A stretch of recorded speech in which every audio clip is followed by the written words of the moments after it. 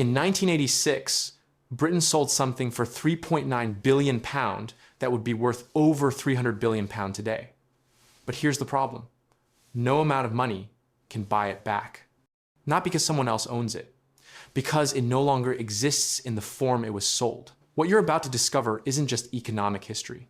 It's the story of how a nation systematically dismantled assets. It took centuries to build rail networks, energy infrastructure, water systems, even its own gold reserves. And why, decades later, the consequences are inescapable. Most people blame politicians or greed, but the truth is more disturbing than that. Because once you understand what was really sold, you realize something. These weren't just bad deals. They were irreversible transformations. Let's start with something simple, a train ticket. In 1948, if you bought a train ticket in Britain, you were paying the government. The entire rail network, every track, every station, every signal was publicly owned. One integrated system. It wasn't perfect, but it was unified. You could travel from London to Edinburgh on infrastructure owned by the British people. By 1997, that same ticket went to one of 25 different private companies. The tracks belonged to one owner, the trains to another, the stations to someone else. Even the ticket machines were a separate franchise. But here's what most people don't realize. It's not just that ownership changed. The asset itself fundamentally transformed. When British Rail was sold, it wasn't sold as one entity. It was fragmented into pieces so small, so interdependent, that reassembling it became structurally impossible. Think about that. You can sell a car and buy it back. You can sell a house and repurchase it. But try selling a car by separating the engine, wheels, chassis, and electrical system to different buyers with different profit motives. Then try to make it run as efficiently as before. That's what happened to British infrastructure. Now consider something even more essential, water. In 1989, the UK became the only country in the world to fully privatize its water supply. Not just treatment plants, the actual reservoirs, the pipes beneath your street, the rain that falls and flows into catchment areas built over centuries. Margaret Thatcher's government sold 10 regional water authorities to private shareholders. The price? £5.2 billion. Sounds reasonable, right? Here's what they didn't tell you. Those private companies immediately took on £5 billion in debt to pay dividends to shareholders. Within 5 years, company directors awarded themselves pay increases of up to 708%. Meanwhile, infrastructure investment that should have gone into maintaining Victorian-era pipes was redirected to shareholder returns. Fast forward to today. Thames Water, serving 15 million people, including London, is drowning in £14 billion of debt. It leaks 630 million liters per day through crumbling pipes.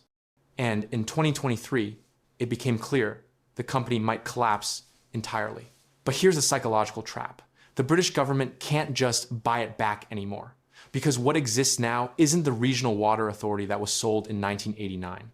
It's a financial engineering vehicle that has been loaded with debt, stripped of assets, and restructured through offshore companies so many times that ownership itself has become a maze. The water still flows, but the asset that was sold, it's been consumed. You're starting to see the pattern, aren't you? This wasn't about selling assets like you'd sell furniture or real estate.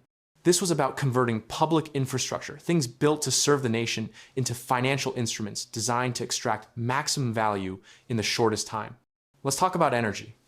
In 1990, the UK had 12 regional electricity boards, publicly owned, vertically integrated, generation, transmission, distribution, all under one roof, designed to keep the lights on affordably. The government sold them in pieces, generation separated from distribution, regional monopolies broken up. Foreign buyers swooped in EDF from France, E01 from Germany, Iberdrola from Spain. Today, 6 major suppliers dominate the UK market. 5 are foreign-owned. Here's the irony that should make your blood run cold. EDF, the French state-owned company, operates British nuclear power stations. So British citizens pay electricity bills that generate profits for the French government, which uses that money to subsidize lower energy costs for French citizens. Think about that circle for a moment. The asset Britain sold is now owned by another country's government, who uses it to benefit their own people while charging Britons more. And here's the kicker. When the UK tried to build its own new nuclear power station at Hinkley Point C, it had to beg EDF to do it, guaranteeing them an electricity price nearly double the market rate for 35 years. Britain is now paying a foreign government to build infrastructure on British soil, locked into a contract that future governments cannot escape. You can't reverse that. The expertise is gone. The integrated system is gone.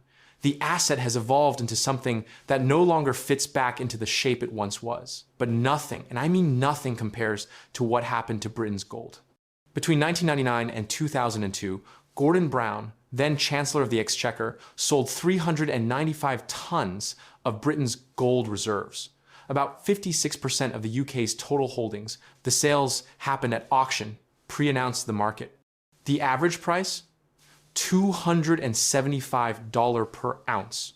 Today, gold trades around $2,000 per ounce. That gold would now be worth approximately $25 billion, but the UK received only about $3.5 billion. You might think, okay, that's a bad investment decision. Buy low, sell high. They did the opposite. Painful, but not irreversible. Just buy gold again, right? Wrong. Here's what makes this truly irreversible. Britain didn't just sell gold. It sold gold at the bottom of a 20-year bear market, deliberately telegraphing the sales to the market in advance. Financial institutions knew exactly when and how much gold was coming. They could position themselves accordingly. The result? The price of gold hit a multi-decade low, right? During the UK sales, a bottom so significant that traders literally call it the brown bottom. But there's a deeper layer. Gold isn't just a commodity. For a nation, it's a strategic reserve, a buffer against currency collapse, a backstop of sovereign credibility. When you hold significant gold reserves, it signals to international markets that your currency has tangible backing. By selling when it did, how it did, Britain signaled something else, that it no longer believed gold had strategic value, that paper assets and modern financial instruments were superior. Then 2008 happened. The financial crisis proved that paper assets can evaporate overnight. Gold, it surged. Central banks around the world began hoarding it again.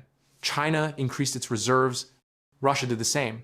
Even the IMF held on to its gold. Britain, having sold the majority of its holdings, it now holds around 310 tons less than Italy, France, or Germany.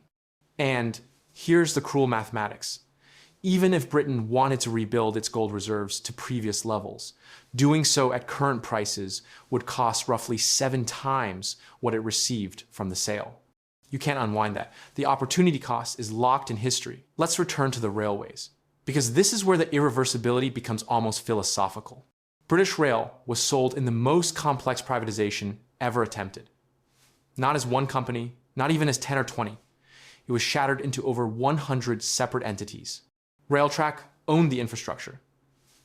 Train operating companies ran the services, but only on franchises that lasted 7 to 15 years. Rolling stock companies owned the actual trains and leased them to operators. Maintenance was contracted out to separate firms. Even the stations were often owned by different entities than the companies running trains through them. The result?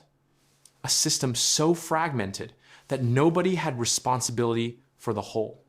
In 2000, a train derailed at Hatfield, killing 4 people. The cause? A cracked rail that had been inspected but not repaired due to confusion over who was responsible. Railtrack, under financial pressure from shareholders, had cut maintenance budgets. Contractors didn't have authority to make decisions.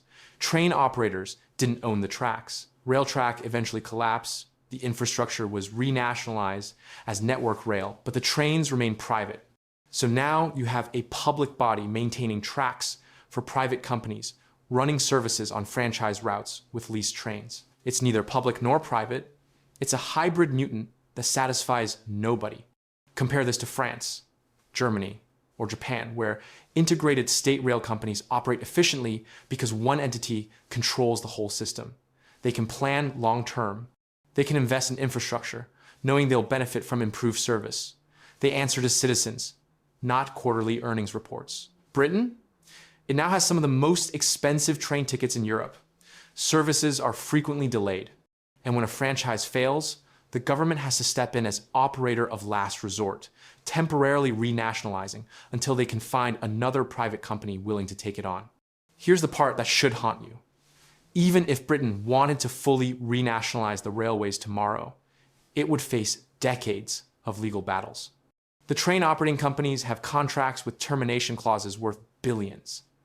Rolling stock companies own the trains under long-term leases. EU regulations, which still apply to some contracts signed before Brexit, protect investor rights. And the expertise to run an integrated national rail system, it's been gone for 30 years. The people who knew how British Rail worked have retired or died. The institutional knowledge evaporated. You can't just buy back something when the knowledge of how to run it has been erased from living memory. So let's step back and see the architecture of irreversibility. 4 sectors, 4 different methods. One outcome? Assets that cannot be reassembled. Rail was fragmented beyond integration. Even if you bought back every piece, you'd have a jigsaw puzzle with no picture to guide you. Energy was sold to foreign governments who now control British infrastructure for their own strategic benefit. Britain doesn't just lack ownership, it lacks leverage. Water was loaded with debt and financialized. The assets still exist physically, but they're trapped inside corporate structures designed to extract value until collapse. Gold was sold at the worst possible time in a way that announced weakness. You can buy gold again, but you can never reclaim the strategic timing or credibility. Notice the thread? These weren't just transfers of ownership. They were structural transformations that changed the nature of the assets themselves. And here's the psychological weight. Every government since Labour, Conservative, Coalition has had to navigate these consequences without the ability to reverse them. They inherit a system that is locked into place by legal contracts, financial complexity, and vanished expertise. When you hear politicians argue about nationalization versus privatization, understand this. They're not arguing about buying back assets. They're arguing about whether to create entirely new systems from scratch while managing the ghosts of what was sold. But why? Why were these assets sold in ways that made them irretrievable? The answer isn't simple greed or ideology. It's something deeper. A belief system that dominated the 1980 and 90. The idea that private sector efficiency always beats public sector bureaucracy, that markets automatically optimize, that competition inevitably lowers prices and improves service. For some industries, telecommunications, airlines, this proved partly true. BT and British Airways did become more efficient under private ownership, though at significant social cost. But infrastructure is different. Infrastructure is a natural monopoly. You can't have competing water pipe networks under the same street. You can't have rival train tracks to the same destination. The competition in these sectors is artificial, either geographical monopolies or franchise bidding that occurs once every decade. And here's what the architects of privatization either didn't understand or chose to ignore. Natural monopolies, when privatized, don't create efficiency. They create rent-seeking. The incentive isn't to innovate or improve. It's to extract maximum revenue from a captive customer base while minimizing investment. Water companies pay dividends while sewage flows into rivers. Train operators maximize fare revenue while punctuality suffers. Energy suppliers profit from volatility, while households face choice paralysis among tariffs designed to confuse. The asset wasn't improved by sale. It was converted from a public service into a profit mechanism. And once that conversion happens, once an integrated utility becomes a portfolio of shareholdings, once long-term national infrastructure becomes a short-term investment vehicle, you can't simply convert it back. The alchemy works one way only. Today, Britain faces an infrastructure crisis that feels inevitable but was entirely constructed. Thames Water needs £10 billion in investment but can't raise it without government guarantee. The government refuses to let it collapse, but also won't fully bail it out. So it exists in zombie state, too big to fail, too broken to fix, too complex to nationalize. Train franchises are abandoned one by one, reverting to public operation by default because no private company finds them profitable enough. The system drifts toward accidental nationalization, but without a plan, without integration, without the ability to rebuild what was dismantled. Energy bills surge because the UK has no strategic control over generation or supply. When global prices spike, British households absorb the shock with no buffer, no reserve, no national capacity to stabilize. And gold? Britain watches as other nations stockpile the one asset that holds value when everything else crashes, knowing it sold its insurance policy at the worst possible moment. The cruelest part? Other countries studied Britain's experiment and learned the opposite lesson. France kept EDF state-owned. Germany maintained strong public stakes in energy. Japan never privatized its railways.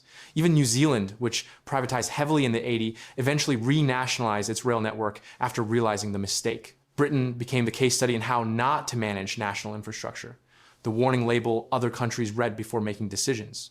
So here's what keeps economists awake at night. The assets Britain sold weren't just undervalued at the time. They were sold in ways that ensured they could never be reconstituted. It's not about money. It's not even about ownership. It's about a fundamental transformation where the thing that existed before, integrated, strategic, long-term national infrastructure, no longer exists in a form that can be recreated. You can't unfragment a rail network. You can't extract infrastructure from the financial engineering that now defines it. You can't reclaim expertise that died with retirement. You can't unwind legal contracts written to last decades. You can't buy back strategic timing. The assets Britain sold aren't just in someone else's hands. They've been transformed into something else entirely. The water system is now a debt vehicle. The rail network is a contractual maze. The energy sector is a foreign policy tool for other countries. The gold is a historical footnote. And the most unsettling part? Future generations will live with these consequences without ever experiencing the alternative. They'll pay energy bills to foreign governments, ride trains that nobody fully controls, drink water from companies perpetually on the edge of collapse, and never know what it felt like when a nation owned the infrastructure that sustained it. The question isn't whether Britain can buy back these assets. The question is whether what was sold can even be called the same thing anymore. Because some transformations only go one direction. Some sales are final not because of ownership, but because of metamorphosis. And that's the part nobody tells you when they talk about privatization. Sometimes you don't just sell an asset. You sell the possibility of ever having it back.